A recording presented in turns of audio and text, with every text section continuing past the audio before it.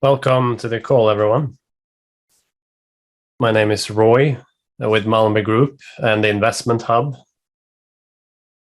And we're co-hosting a presentation with Skylab today.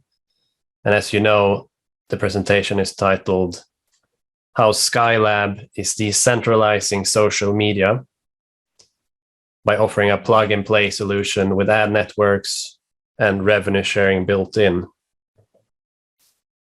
I'm sure more people will drop in the coming minutes, so we'll give them a little bit of time.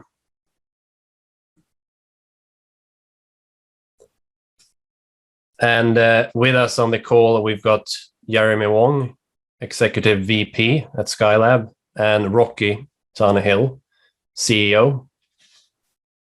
And if you have questions during the presentation, feel free to just write them in the chat as they come up. And then after we've gone through a brief introduction, we'll open up to questions. With that being said, I'll pass it over to Jeremy.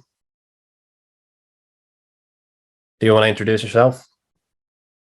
Yes. Hello, everyone.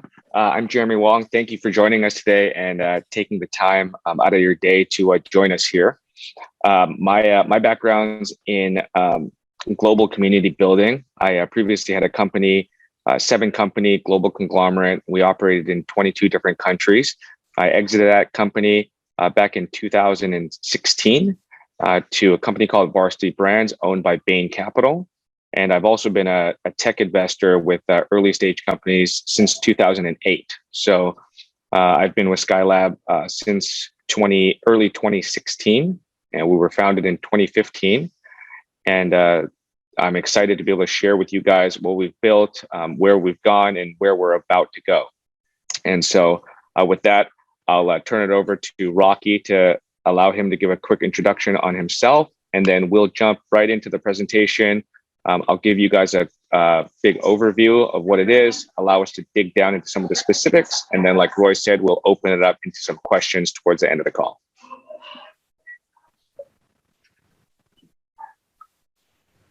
Hey guys, thank you so much for allowing us to be with you today. That's quite a privilege for us, actually, and we really appreciate it. I wanted to give you a little bit of background on myself and what we're doing here at Skylab. It's a pretty exciting adventure. Really, the core piece of business that we have is not only exciting, but it's an accelerator to what a lot of people are trying to accomplish in the marketplace and how to build their business and the value that comes with it. My backdrop is that I'm a family office out of a family office in Seattle. We were one of the founding families of the city of Seattle. We started in the ferry boat system. That is a big transportation piece in the Puget Sound area. We sold that to the state of Washington. We've built a lot of companies in that area. Our largest one being U.S. Bank. It's the 5th largest bank in the nation. We exited that in the 90s, and we're still a major stockholder to that bank. And we are probably the number one commercial real estate holder in the Seattle market. So we have over 50 companies that we manage, and we are excited to I'm excited to be a part of the Skylab company. It seemed like such a great opportunity, and it comes from really a big advantage of what I mentioned earlier. We are really primarily a business incubator that offers acceleration to your marketing plan. We get you off a rented property, and we get you on your own platforms, and that is huge when you begin to think about monetization strategies, building your business, and exiting. And so that's a key point. And so we want to go through our deck with Jeremy. Jeremy's excellent at it. I appreciate all his hard work with this, and we again really, really appreciate the opportunity to be with you. Quite a group, Roy. Appreciate your helping us with this. Very, very much so. So Jeremy, to you. Excellent. So as Rocky said, I'll give you guys have probably seen some of the quick overviews. I'll just glaze over that, and then we'll dig into more of the specifics. But a summary of who we are: we're a fast to market social media and fintech ecosystem. And so it allows us to be able to combine community, finance, and free thought. But really where we started was in smaller influencers. We got into businesses, and now we're going into government contracts. So We'll go back to that a little bit later. I'll show you guys where we've been able to play in that space.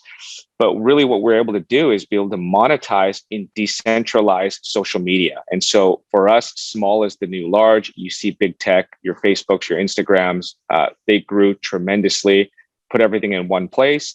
And now we're seeing people wanting to leave those platforms because they've realized everything they've put into their businesses, communities that they've grown, they're getting censored, they're getting pulled off, they're getting deplatformed, or they have an inability to cut through the noise to get to their community. So what we've been able to create is a social platform factory, if you want to call it.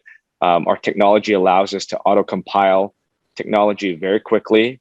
We give you options for secure cloud hosting. We're launching a programmatic custom advertising platform, which I'll go back into a little bit later, and you'll see why that's such an important aspect of our solution. And then finally, an ISP, banking and crypto services.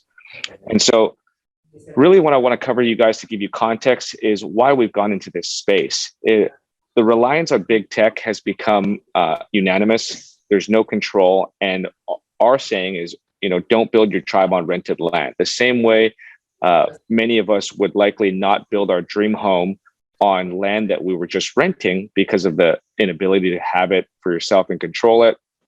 That's what we've been able to offer for social media. So we give you the platform to be able to own your entire community and build your business, your brand on something that you own and control. So you have the data, you have the ownership of the content, any values that you want to control for your specific community, and even controlling the advertising that's going to show up.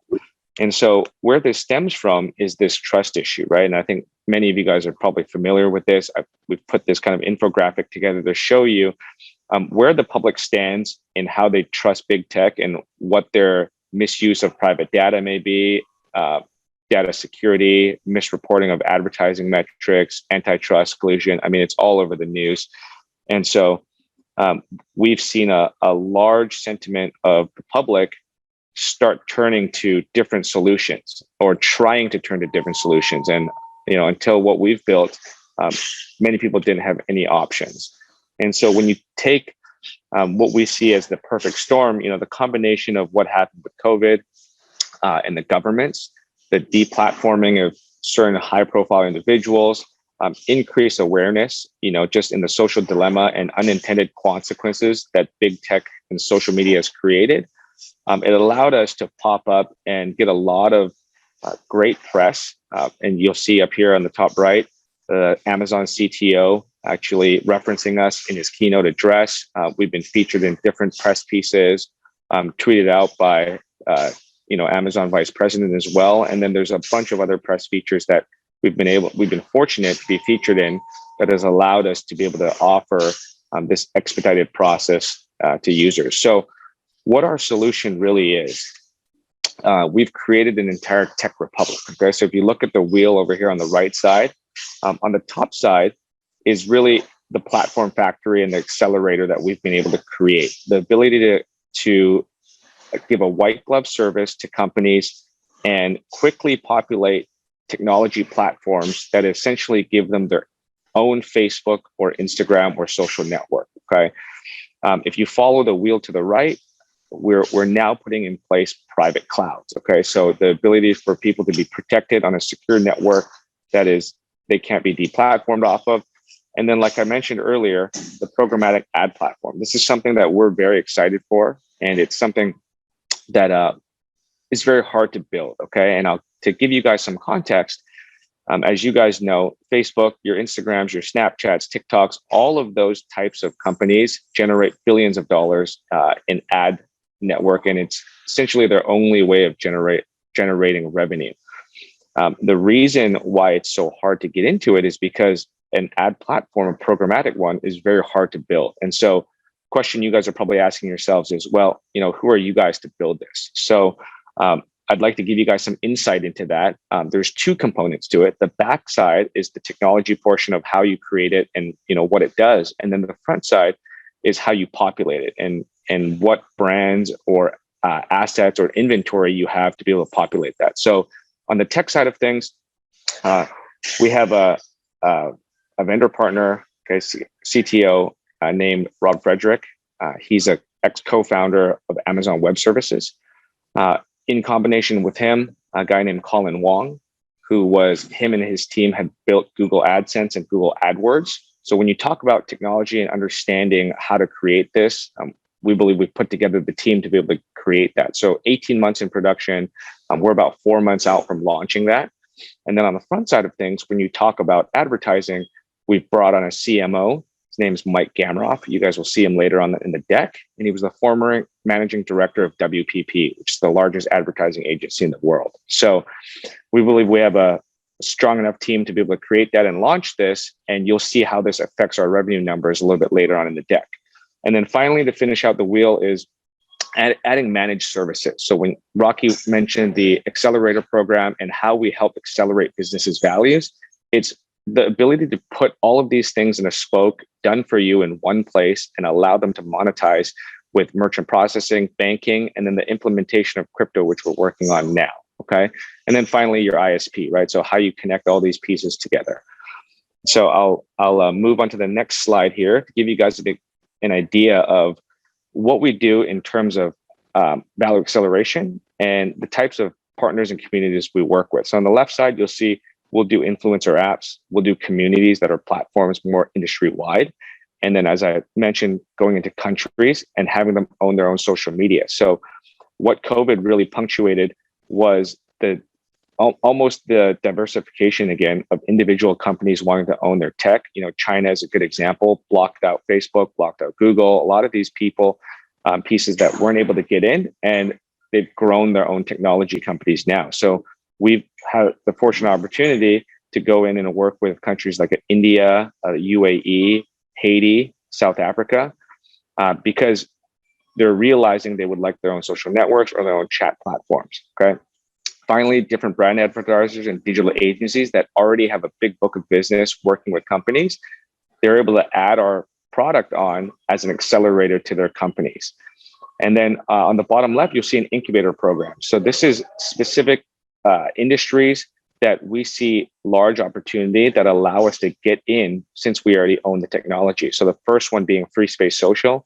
It's a Facebook alternative social network that we've incubated and have beta launched. And quickly, we beta launched in July, quickly got 20, 30,000 users in over 119 countries, and it hasn't even fully been launched. So give you an idea of how we accelerate companies. And so really, it's private-owned platforms. That's the next evolution in social media. I've included some snapshots of different industries to give you an idea of how broad this can be. So on the far left, you see, this is a private chef, right, with a network. Second one, Promise Keepers. They're a big men's ministry. Church groups, so faith-based organizations. Next one being cheer and young athletes and young athletics. Facebook alternative in free space, the one I just mentioned. And then in MMA, we have the military and even fitness influencers. And so when I mention small is the new huge here, give you an idea, brands really want the access to affinity groups who have higher engagement and retention without the restrictions of big tech. And so if you look at this model here, what you're seeing is brands on the top, they're funneling into Skylab in order to access our network of highly engaged brands with users that are highly engaged and have higher retention and have daily interaction. Okay. So I just saw a chat pop up, so make sure that I'm not missing anyone. Just a few more slides, and then we'll be able to open up this up to questions. So in terms of the Skylab Ad Platform, just some metrics for you guys to understand is when you look at the engagement on Facebook, Instagram, Twitter, and LinkedIn, you'll see what the percentages are. Our Skylab, because our apps are in niche markets and they have highly engaged users, our average brand engagement is about 400% higher. So big kind of issue that tech is dealing with right now is how advertisers are going to move into this next step. And so going a little bit into our technology, just for you guys to understand, is we've built this in order to be able to track and influence beyond just physical events, right? And so COVID being a punctuating factor here, where people literally weren't able to gather. You'd see awareness at events happen, and typically it requires you go into a phone. And what brands have been able to do is hey, go follow me on Facebook or Instagram. But ultimately, they weren't able to reward, track, or train different individuals. So our founder, when he initially conceived this, did over 300 interviews across 18 countries, from business leaders, military leaders, brands, governments, and incorporated a lot of the functions and features required to move large communities. And so when you talk about being able to make changes in an individual, that's personal development.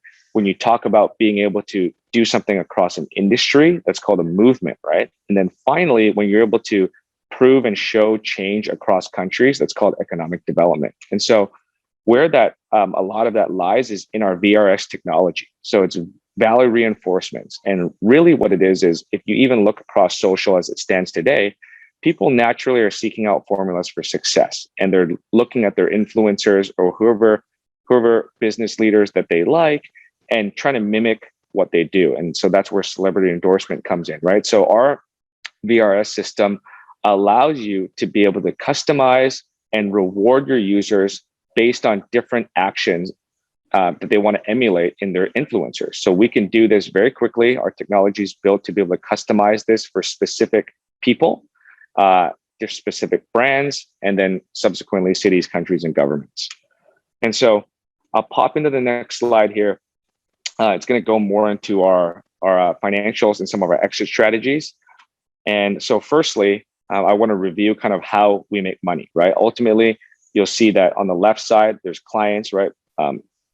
Influencers, communities, countries, brands, and digital agencies that you guys saw from some of the slides above, and then the Incubator Program. But between those, our revenue streams are broken down in 6 different ways. So on the right side, you'll see it's a combination of setup fees that we charge, monthly licensing fees, so we're a SaaS product, revenue sharing that we can do in between brands, sponsored ads, which include like badges, leaderboards, spotlight of the day. Number 5 is our programmatic ad platform that we will be launching shortly. And then number 6, one of the unique features we have is single instance source code buyouts. So we allow our clients to start with us. They own everything, but if they want to own their source code in the end, we'll sell it to them. And that currently is at $2 million. And so some of our projections, so if you start from the left side, the platform factory is where our core business is right now. You'll see the combination of setup fees and yearly licensing fees in 2021, and then a programmatic ad revenue in the next row. And finally, total revenue of just over 2 million for 21, and a slight loss from 2021. Now, if you go into 2022, this is where the numbers get a lot more exciting. So 2022 in the platform factory, you'll see 3 million for setup, about 2 in yearly licensing fees, but programmatic ad revenue at 50 million. This is where we're quite excited. So to give you guys some context on this number, what this encapsulates is a total user base of around 15 million users across the entire Skylab network. What that means is this is based on an ARPU, okay? So average revenue per user, annual revenue per user. And to give you some context, Google and Facebook have an ARPU of about $33. We really took this and cut it down in half, and then also built in our revenue share, which is a big piece that we want to give back to clients of ours. And so this ARPU is just over $3 and change based on 15 million users. Okay, so we took that number. And then when you see that in 2023, that's going up to about 170 million. On top of this, the next few rows and columns you'll see is the broadband network and asset management company, a private cloud service provider, and economic development. So these are opportunities that have opened up where we've signed LOIs for either acquisitions or joint ventures. And you'll see some acquisition costs and also hard assets and values. So when you take all of these and combine them together, we're looking at about 120 million for 2021, going up into about 240 for 22, and then just over 500 for 2023. And so on the right side, you'll see some of the potential exit strategies that we're considering, a SPAC or IPO in 4 to 6 months, and for roughly $1.8 billion valuation. Secondly, an acquisition by a fund would take slightly longer, but allow us to build our business out a little bit more at a slightly higher valuation. And then acquisition by a private company, more like 12 to 18 months out, and a 2.5 billion plus type of valuation. So I think at this point, what I'll do, Rocky, I'll pass it over to you if you want to go over some of the investor snapshot details and then Yes. Highlights of our team. Yeah. So currently, guys, we're in round 2, and we're selling at $2 a share with a valuation of around 217 million. That's based on an outside source that we're using Inturo to give us our valuations, and also that what we have in the pipeline. Right now, we have total apps of 260 out. We've got total users of 300,000 plus. Round 1, we had total investors, which was our friend and family round, of 119. We raised 9.3 million, almost and change. So it's 9 and change. And we have trailing revenues right now of almost 8 million. We're currently on a monthly burn of 154, and we have 0 debt, 0 warrants. So we feel pretty secure with our positioning right now. No debt, no warrants, and we've got money in the bank. So round 2, we're offering 10 million shares at $2 a round, or $2 a share. And it's, of course, as I mentioned, it's on a valuation of 217 million. That's pretty much it. We're going to carry it out. We've got it out to five tranches or 5 rounds. The top round will be $15 a share. The total amount raised on round 2 will be 20 million. Round 3 will be 30. Round 4 will be 40. And of course, 5 is 50. So pre-money valuations right now for round 2, as I mentioned, is 217.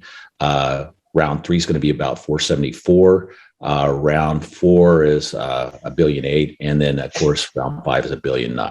So those are the round figures, and they're pretty conservative from the standpoint that yesterday when Anturo when they delivered our valuation, which we're going to make available to people in our data room as soon as we sign off on it.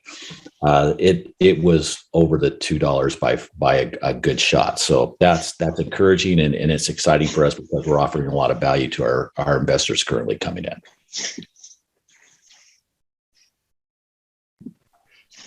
Use of funds. We right now in round 2, we're raising the money because we're trying to grow our organization. And we're basically adding staff and using it to get in the door with the JVs and some acquisitions. So we want to add staff. We're bringing a lot of technology in right now to Dallas. We have added a new CTO. We've added our CMO, Mike Gamaroff. You'll see our staff build out. Right now, we're working really hard on building out specific verticals, and those vertical markets are pretty extensive and intensive. They are larger verticals, and we're excited about some of the opportunities that are coming with that. So you'll see round 2. That's our use of funds, and we've moved on. So here's our team. Dean's our founder. He is 20 years experience. He's really the guy who kind of came up with the VRS and did all the research with our value reinforcement system, which has skyrocketed our engagement. I mean, if you're talking about, which we had the slide earlier, our engagement levels compared to a Facebook or an Insta, we're 400% better. And that came from Dean's research and expertise. Mine, of course, I already talked about. I've been involved with my family office, and I'm also been involved in software. This is my 3rd company. David Shefflin was a co-founder of 2 successful retail businesses on QVC. Him and his wife, they're amazing people. They've done a couple $1 billion worth of business through that. And he was also part of the News Corp acquisition team in the early days when they were buying up everything. Mike Gamaroff, Jeremy mentioned, is the former head of innovation at WPP. He's our CMO. Boston's our CTO. He's now taking the lead on all our new architecture. getting our ad platform to market and that type of thing. Yasser is a CIO. He's a very well-connected guy in server networking. And next slide, Jeremy. We've incorporated some executive teams that are specialists with that. So here we got Willis. He's a family office in Phoenix. Jaco Boyens is our chief evangelist. He's head of Eden Pictures. He's really involved in the sex trafficking initiatives to prevent that. And then, of course, we have Jeremy, who's doing our presentation, and we have a director of operations, Lisa Pennington, 20 years experiences working with CEOs. This has really been our huge piece of addition in the last few weeks is getting our strategy team. And we have strategic alliances with Michael Sanders, who is Senior Managing Director of Sortis Holdings in Portland, multi-billion-dollar fund in equity placement, capital loans, sales advisory, and strategic investments. We have a ton of influence right now with Brandon Hampton. He's recognized by Forbes #1 most influential brand on social media. He's on our advisory team and helping us develop influencers for our vertical markets. Stacy, of course, we've already mentioned, she's David's wife that's been involved with the QVC Star Entrepreneurs. And Angelo Viard, he's taking care of the international economic development pieces. He's an amazing individual, credentials out the kazoo. And then Elise Rhodes is our EVP of Strategic Alliances. She was CMOs of Parler, which you guys, I'm sure, are all aware of the Parler site. We've also added, as a board of directors or board of advisors, Dr. Ben Carson. He's, of course, was HUD and is a renowned surgeon, amazing individual, very active in helping in certain areas of cities with development and that type of thing. Sue Malone has been SBA. She's written more SBA loans than anybody in America, I think. Hoffman was Priceline. We have General Pennington, who's a 2-star general who helps with our leadership development, and Dr. Al is our university research. It's at the University of Cincinnati. We also are making, this is really exciting, with Mike Singletary, we're making a huge push right now into a lot of sports celebrities that want to do initiatives in cities, and he's going to head that up. He's got a really great site coming that we're getting ready to launch in that vertical. And then, of course, Mike Pine was the former chief revenue officer for WWE and has been involved with a lot of advertising and that type of thing. Back to you, Jeremy. All right, guys. So yeah, that's the overview. And Roy, I think this would be the time that we can open it up into some questions. You want to direct the format, or what's the best way for you guys to do this? Right. So we had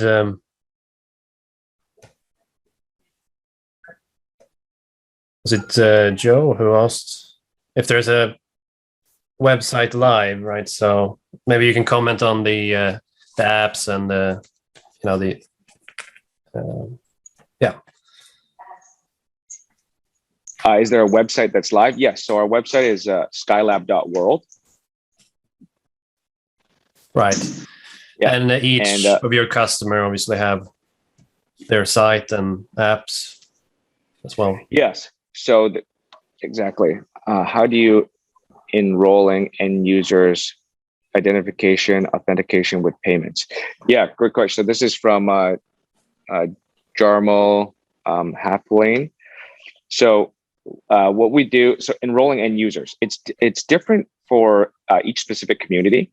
And really what we do is we work with our clients in order to formulate a proper launch plan. So sometimes clients will use it.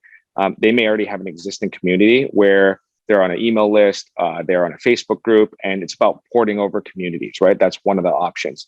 For brand new communities that are looking to build, we can help them advertise through our network. We also have agencies that we work with to formulate launch plans. So it's very tailored. I don't think there's one answer for every client, and we treat every client kind of individually. So multiple different launch strategies based on how many they want. And I'll give you a good example of that. We have clients that run boot camps or training or fitness pieces, and they only have 300 or 500 users in total across their entire network. So that strategy is quite a bit different than some of our industry specific verticals, where they're going to launch more to like retail public markets, where they're 30,000, 40,000, 50,000 users or more, right? And then subsequently, we have clients like MLM networks, right, that have over 100,000 people in an organization, and their launch strategy is they do no marketing because everything for them is already connected down kind of one downline, one streamline. So porting that community onto a platform becomes completely different. And so when you talk about identification and authentication, there's a few different ways that you can sign in. So you can use email, you can use phone number, or you can we have Facebook and Apple sign-on built in as well. So you can do any of those. In terms of payments, a few different ways. In-app purchases, of course, is one way that can be set up. You can use outside payments. So we can integrate like a Stripe, or if you're using like Shopify or that type of thing, we can bring those into the platform. And so we keep it pretty open because we have clients that come in with existing systems that want to stay with that system and integrate it. And then we have some clients that have no systems and they want to use ours. So authorized.net is kind of the core payment platform solution that we use most commonly for our clients now.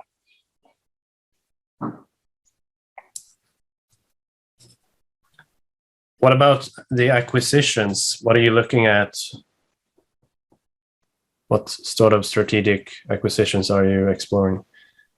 Yeah, so in terms of the strategic acquisitions, there's a few that we have right now in the pipeline. It's in the private cloud provider solution. So that'll help speed us up to create our private cloud solution. Secondly, it's a company that's in the hardware space that helps build that. So two of those, they're kind of two in one, two separate companies, totally different markets. But the combination of the two will allow us to build our private cloud solution much more quickly.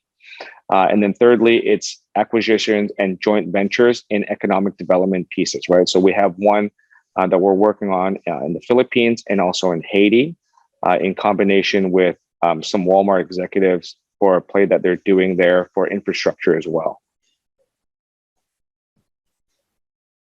Okay, so I see a couple more in chat. GDPR, so yes, I think the short answer is yes, we are GDPR compliant, or pushing towards it, and chasing that as much as anybody else. That is something that we've built into our tech, and then along with our privacy policies and also the systems that have built in. Yes, GDPR, absolutely. What is this? Smart Capital. Why don't you use digital ID? Not sure I understand that question. If someone could clarify. Does it mean sign in, perhaps, or right? So you allow sign in with Facebook, right? That's an option. Signing in. Yeah, the most common one is actually phone number. So right, phone number. It texts you a code, and then you just tap it, and then you're in. So no password. Yeah, two-factor, and it actually helps a lot of clients from like spams and bot accounts and everything as well, right? Because it's phone number in, two-factor, and then you're in.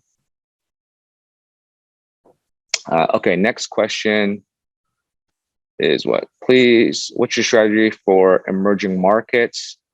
Marketing US average client. So okay, so emerging markets. Our overall strategy is we're primarily targeting countries that are looking for an acceleration in digital growth. Okay, so there's a directive for a lot of these developing countries in how they're creating infrastructure. So part of our acquisition strategy is to be able to offer that infrastructure that will then subsequently support our platform. So when you talk about communications, encrypted chat, the ability to have a network that goes within specifically it could be a country, but not necessarily a country as a whole. It could be markets within that subset in Africa, right? So, as you know, Africa is a gigantic place, right? Multiple countries inside. We may not target Africa as a whole. It's going to be individual countries and then subsequently networks within each country.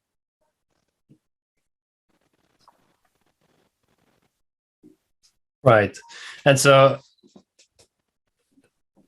what made me interested in Skylab in the first place was sort of, I mean, first of all, I feel like it's the right time for a company like this. And then also I run Investment Hub. And so we have a community and we're bringing together investors, people raising capital and people in the industry, right? So the community is very valuable to us. It's not just clients, but from a marketing perspective, to have people be able to connect in that way. So I actually considered using it myself.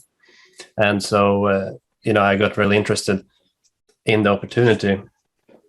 And obviously, the network effect as well, that each company sort of building their own community, and that obviously benefits Skylab. So that's very interesting to me. But I would be interested to hear what motivated you to get involved in the first place as an investor? Yeah, I mean, I think that's a great question. The first part of it was exactly what you explained. It was an interesting concept on owning your own land and being able to aggregate a lot of what I was giving away to Facebook and Instagram back to me and back to our customers. For me, and we're getting ready to launch into this place. It's going to be a really big vertical market with us. I have a family office in Seattle that's 6 generations. That's pretty much unheard of.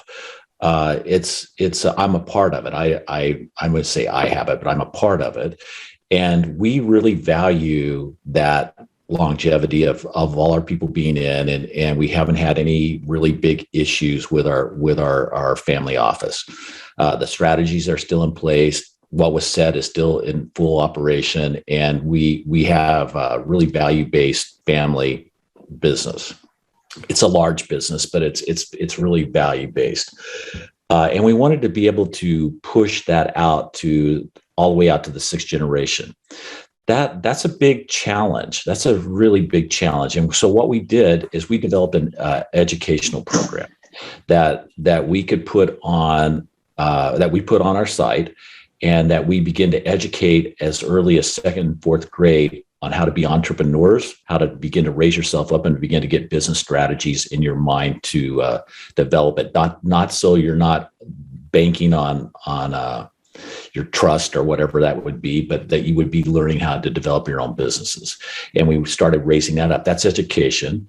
And then we developed an additional educational piece that's almost pretty much a Bachelor of Business Administration on site, so that our people when they came to our meetings, were educated, that they asked good questions instead of liberal arts questions, and they begin to understand what our long-term strategies were with our company. And that was really important. So we right now have just got through with our first mock-up of that on an app, and we're going to be able to use our technology to be a part of the next generation, furthering the education. Plus, it gives us our community aspect, which gives us our foundation reporting. It gives us all the stuff that we needed in one application, and that was really important to us. That was really appealing to me, and that got my interest up for it. And then, of course, this is my second company that I've invested in social media, and I was really interested in the value proposition that was presented. I could see that it was a niched out market. I saw there's no one really providing all that we provide in their solution. And I also saw a disruption in the market. It's a pretty strong disruption. And I realized that with people providing moving targets as far as ad censorship and deplatforming, that type of thing, that the net that you could throw underneath that would be pretty significant. And that was my decision point. Interesting. Roy, I think we have Z Watson that has their hand up. Maybe it's right. Someone wants to ask a question. Yes, I think that's Anthony, right? Do you want to ask a question, Anthony? You can unmute yourself if you wish. But otherwise, we have here a question. What's the minimum and maximum share acquisition per person? Yeah, perfect. Great question. So our minimum ticket size is 25,000, and there's no maximum on this round would be 20 million. Right.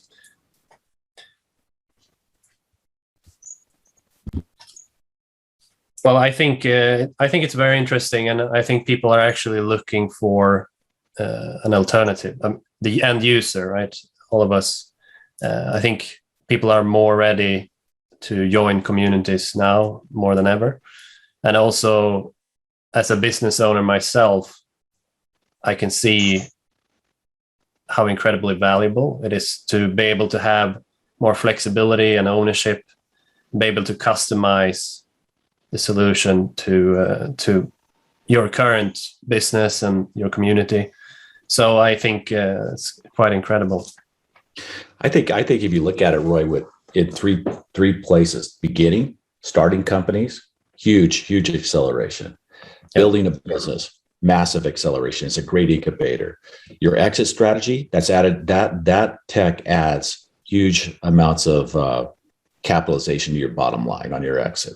So though, if you just took those three pieces, that's pretty significant. That'd be worth the minimum outlay of what Skylab's costing you for your company. It's pretty much a no-brainer in a lot of instances with those three. Exactly. I've got another question that came through. It's 25,000 share units or dollars. So the answer is $25,000. And obviously on the different apps and the different platforms for your clients, you see very high engagement rates. Do you want to comment maybe on the growth of users? What have you seen? Is this something you can comment on? Yeah. So the engagement is high across the board, and the reason is because the technology that we've built allows for less content production, but more engagement within the community. So promoting user-generated content. I think for business owners primarily, you're trying to get out of consistently having to push or pull people to do one thing. You really want to be able to set something there, manage it, but then have someone else promote and manage it. And that's what a lot of our services does, right? So that's where we fit in as an accelerator. In terms of growth, like I said, it spans differently. For some communities, getting to 300 users is ultimate success because they have higher membership fees or monthly fees, and that's all they want. Whereas for others, getting to 10,000, 20,000, 30,000 users is even low, right? Or it's just considered a starting point. So we have multiple clients. I would say our average client probably sits somewhere between 10 and 20,000 users, niche micro communities. And then we're about to onboard, which is part of where this funding is going, is into the cloud solutions and expanding our tech to hold the 500,000 and million plus user counts. And so that's really where this race is. And as you guys saw on the use of funds, we got a couple $1 million going into tech just for this year as part of this race. Right. And another aspect, maybe you can expand on this, but my understanding is that with the ad platform, you'll have one place and advertisers can come and they can advertise to the different platforms, the different communities, which to me is also incredible because you want to find, like when I run advertising, you want to find these niche communities, niche groups on the different platforms that are available now. But obviously costs are increasing, and so new options is something we always want to explore and find. Great. I think we got to see any other questions. Whose cloud services are you using to run these? That's the question. Yeah, currently it's AWS, so Amazon Web Services, is what we've traditionally been on. And then we're in the process of building out our very own private cloud.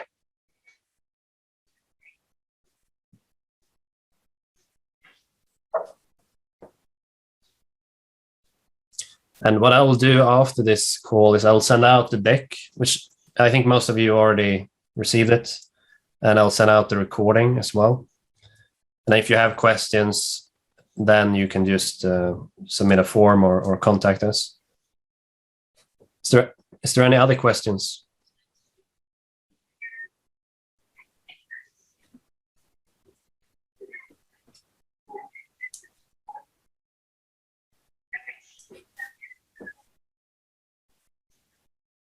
Anything, Jeremy, you think you should add? No, I think we've covered everything. Oh, we got another one. Are you active in the EU yet? Yes. So we have clients already in the EU. Roy, also, we would make ourselves available for any of your people that need questions. They can email over to Jeremy or myself, and we'd be happy to answer those as well. Very good. Yeah.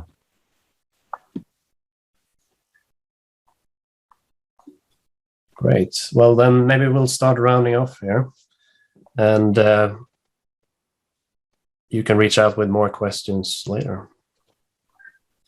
Big thank you to Rocky and Jeremy. A great presentation. Very interesting. Excellent. Thank you guys very much for taking the time. Yeah. Thank you so much, Roy. We so appreciate it. We appreciate your group as well. Have an amazing weekend. Thank you. Same to you all. Bye. Okay. Bye, guys.